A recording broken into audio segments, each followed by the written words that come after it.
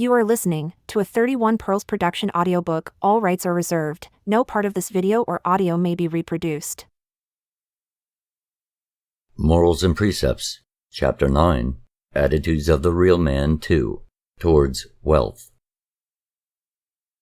If God has endowed you with riches, then regard them with pleasure, for the means to good deeds is in your hands. It is not sufficient for a rich man to give to the poor, or to alleviate the distress of the needy. He who, having received abundance from God, doles out a pittance to the poor, does but salve his conscience, and is not truly walking with God. It is the duty of the rich man to cast the weight of his riches in the balances, that goodness may outweigh evil. It is the duty of the powerful man to range his might alongside the forces of good in the struggle against evil.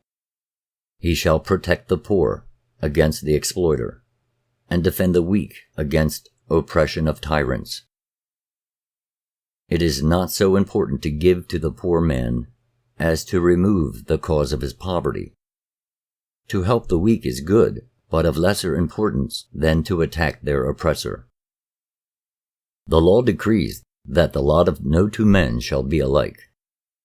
If it were otherwise, earth could not fulfill its purpose. But he who has riches or is powerful or handsome, he who has intellect and skill, should bear in mind that he possesses these under the law. According to the bounty bestowed, so must be the return to the general welfare of man, and a proper accounting will be demanded by the assessors in the hall of terror. No man is the absolute possessor of riches or estate, for his period of ownership must duly come to an end. Rather, he is the trustee of the riches at his command, and he should regard them accordingly. Look for the man of merit, and see that he does not go unrewarded. Encourage the craftsman, and promote useful works. Let your wealth serve all men, and not be dissipated in selfish indulgences. Seek out the promoters of poverty and distress, and cast your riches in the balances against them. Do not expect life to reward you, or even grant you peace or pleasure. The powerful and strong will be your enemies, and even those you serve will betray. You will not be acclaimed, and may even be derided as a fool. Only your soul will remain steadfast beside you. A rich man is not wicked because of his riches, for this of itself neither makes a man wicked nor makes him good. It is the manner whereby he deals with his riches that determines a man's status. Live in moderate comfort, and maintain a position according to your estate. Stint not in the acquisition of learning and things of beauty. Shun ostentation and publicity, for these are props of the weakling.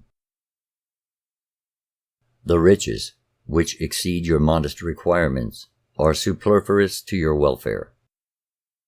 It is by your dealings with the surplus that you will be judged. There is little advantage in the mere possession of riches. The advantage is gained in knowing how to use them. Wait not until men come seeking your compassion. Find them first, and assist them without desiring praise or benefit. Let not your generosity be hampered by the riches you have.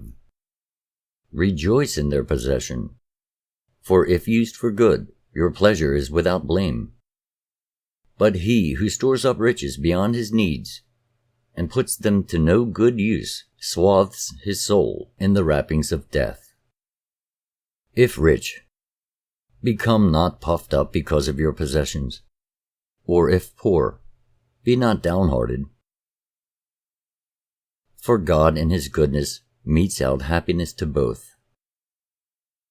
Count not upon your friends if you are rich and powerful, for they are untried. Can a man of title and position ever be sure he is loved and respected for himself? If the poor man is held in high regard, he can be happy in the assurance that it is for himself alone, and he is at peace. Possessions and position attract friends as honey attracts bees, but it is adversity that winnows them. Men test gold for its value, and gold tests men for their worth. To gather riches for their own sake corrupts the soul, but to deal with them to the benefit of others beautifies the soul. See the face of the miser, and imagine the dark horror it dimly reflects, and behold the face of the benevolent man. Does it not mirror the radiance within?